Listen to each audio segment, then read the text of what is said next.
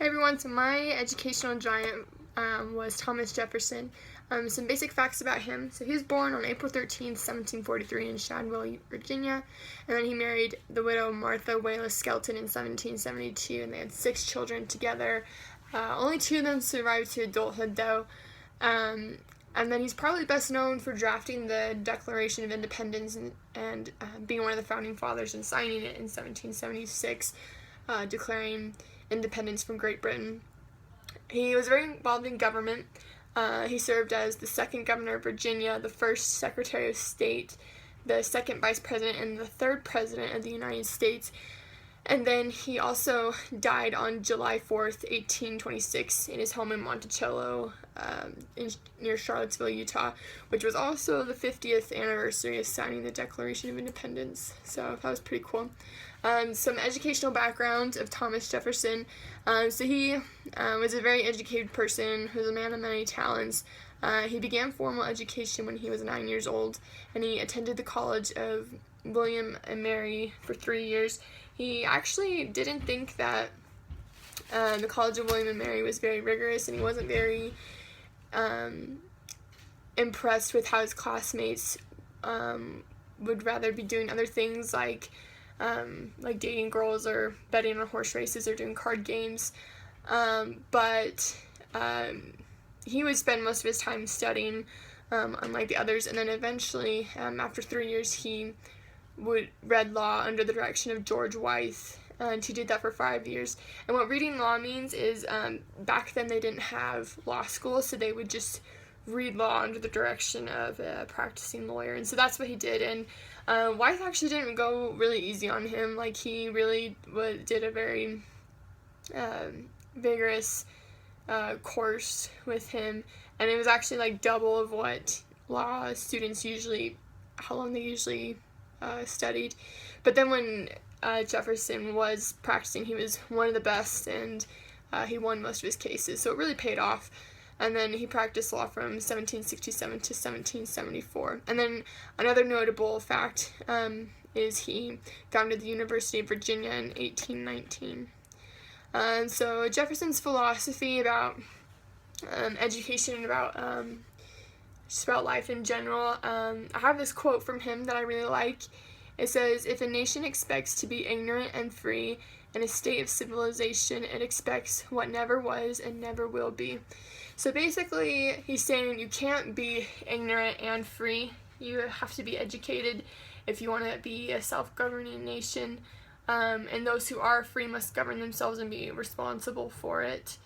And then education allows a person to understand their duties and know their rights, and it also allows them to vote and have a voice in government. So how does this apply to education?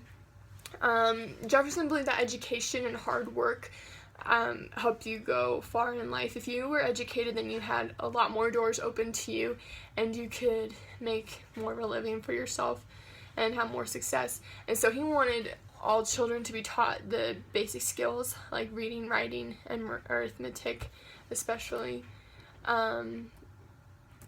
So he wanted primary school to be available to everyone so that they could have that education. So he wanted to have free education for 3 years for all children. So it didn't matter what social status their parents had. He wanted it to be able to where all kids could go to school. And eventually he changed that to where if you were a higher class and you could afford to send your kids to school, then you did have to pay, but if you were more the lower class, then it was still free for you. Another one of Jefferson's ideas is he did not like the idea of the government having too much control, especially because they had just broken away from Great Britain, who controlled them a lot as a monarchy. So he didn't want the government to have too much control, and he didn't want the government to control the schools. Instead, he wanted the parents and the community to be in charge of schools, because he figured that the parents who send their kids to school are the ones who are going to be who are going to want to take care of it the most, people delegate it best. But taxpayers provided the resources for schools, so that's how they got the money to have supplies and build buildings and things like that. So his contributions to education in America, so there was a common school movement in the 1830s, and a lot of that was influenced by Jefferson's ideals, even though he was already dead by then. Same with the advocates for state schooling in the late 18th century. They also give credit to Jefferson for being an influential figure for that. And he also wanted counties to provide for schools and to fund for schools, and then he used voting as an incentive to be educated. So he made it a law that you had to read and write in order to vote. And the influences we have on that today, so we see school districts, so kind of like in Jefferson's day, he wanted there to be a lot of schools in different communities. They were like 5 or 6 miles apart, and then we kind of see that today, like we have a bunch of different schools close together with school districts. And then parent involvement is really important in schooling and education today. Like we have parent-teacher conferences and PTA associations, and parents are just really involved with what their children are learning in school. And then he also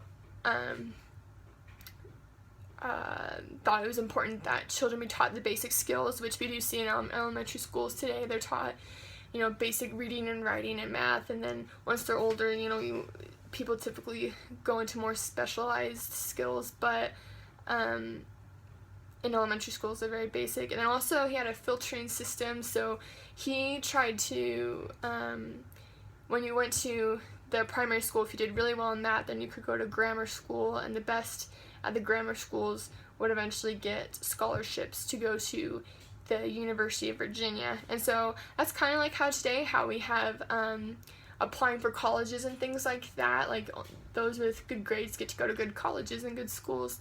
And same with scholarships, like kids who have really good grades and who need financial aid, they're given scholarships. And then taxpayers also pay a lot for schools today. So I hope you enjoyed that presentation, and good luck with midterms this week.